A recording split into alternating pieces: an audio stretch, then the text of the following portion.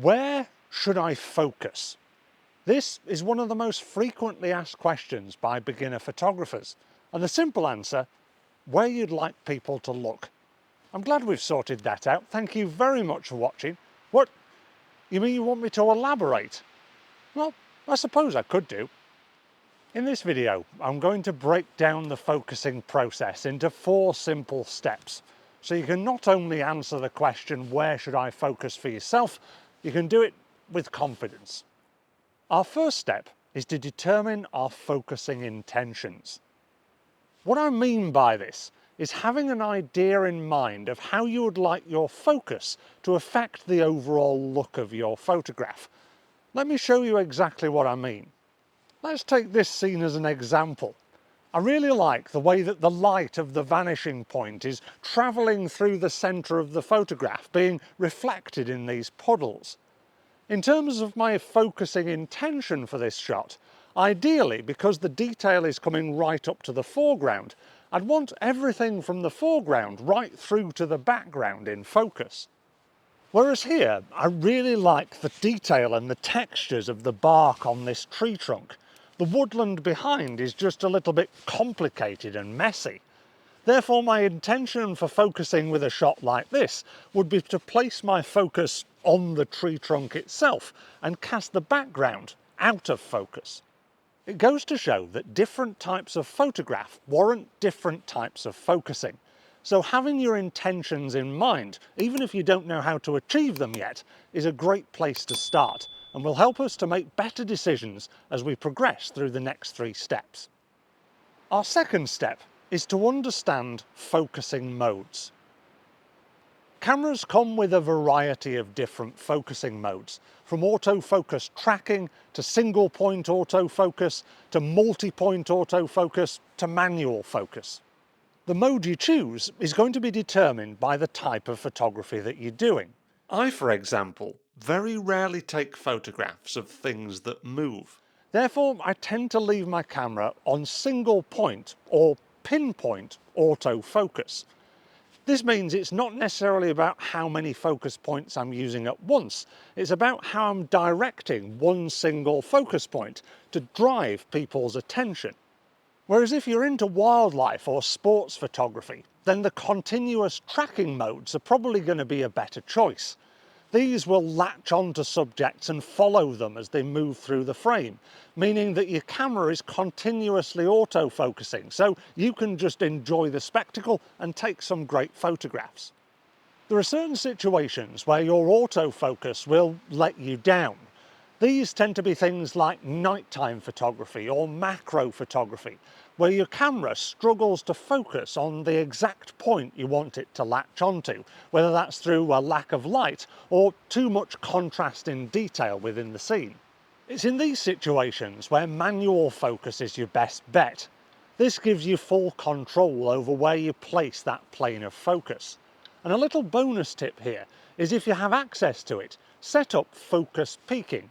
This is where parts of your photograph that are in focus will glow a predefined colour, so you can see exactly what's in focus and what's not. Our third step is to understand depth of field. Depth of field basically means the amount of focus there is in your photograph. If you've got a shallow depth of field, then you've got a narrow plane of focus where the foreground and the background will fall out of focus.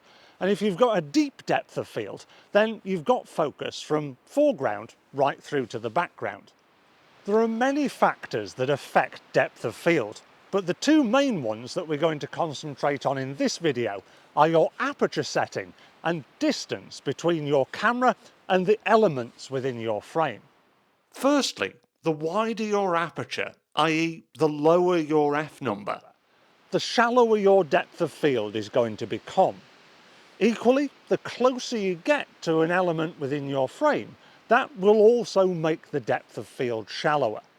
So for our example, where we want to highlight the textures and details on the tree trunk and cast the background of the wood out of focus, then ideally I need to set my aperture wider using a lower f-number and get closer to this tree trunk to isolate the detail and make that depth of field shallow enough so the background remains out of focus. So that means for our wider angled vanishing point shot, we need to do the opposite by narrowing our aperture down using a higher f number and creating more distance between the foreground of our photograph and our camera. This means that our depth of field will be nice and deep, showing off the detail from the foreground right through to the background. Step number 4 is to get to grips with hyperfocal distance. Now, hyperfocal distance is something that I think scares many photographers. They think it sounds far too mathematical and complicated. But if we get a basic understanding of it, it can help us to determine where we actually place our focus point. Just like depth of field, hyperfocal distance has a number of different variables, from the size of your camera's sensor to the focal length of your lens and your chosen aperture setting. It's most useful when trying to achieve deep depths of field, where we want lots in focus from our foreground right through to the background. Because if we focus at the hyperfocal distance, then everything from half that distance all the way to infinity will appear effectively sharp in our photograph. So I hear you ask, how do I work out this hyperfocal distance? Well, thankfully, you don't have to. All you need to do is download an app like Photo Pills. This has a lookup table where you can input the make and model of your camera, the focal length that you're using, and your desired aperture setting. And this will tell you what your hyperfocal distance is, giving you the perfect pinpoint to place your focus point.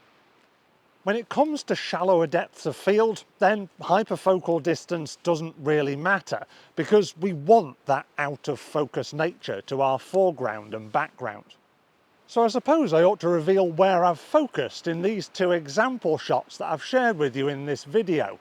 Firstly, for this vanishing point shot, I've got the hyperfocal distance lookup table in front of me here on my telephone, and I've set my camera's make and model, I've set my focal length, which is 28mm, and my aperture is f8, which is telling me that my hyperfocal distance is 3.3 meters.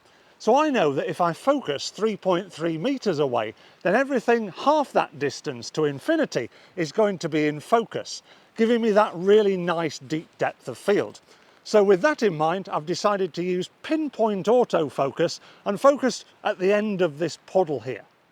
For my tree trunk detail shot, I've used pinpoint autofocus once again and focused around the middle area of the tree trunk here using an aperture of f3.5.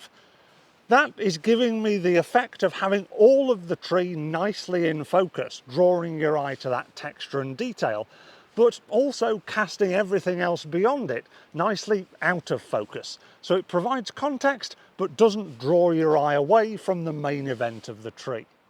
Yes, focusing can sound quite complicated, but if you follow the 4 steps that we've covered in this video, hopefully it will help you to gain more confidence and answer that question, where should I focus, for yourself? Before I leave you, I just want to take you back to the first answer that I gave to this question, which was where you want people to look. That is a really good starting point, because whatever's in focus within your photograph, people's attention is going to be led there. So even if you don't have any intention, you don't know what your depth of field should be or your hyperfocal distance, then if you focus where you want people to look, then that will give you a great platform on which to work from. I hope you've enjoyed this video. If you have, then please give it a like and consider subscribing to the channel if you haven't already done so. If you'd like to learn more about the technical aspects of photography, check out this playlist, and I look forward to seeing you in the next video. Until then, it's bye from me for now.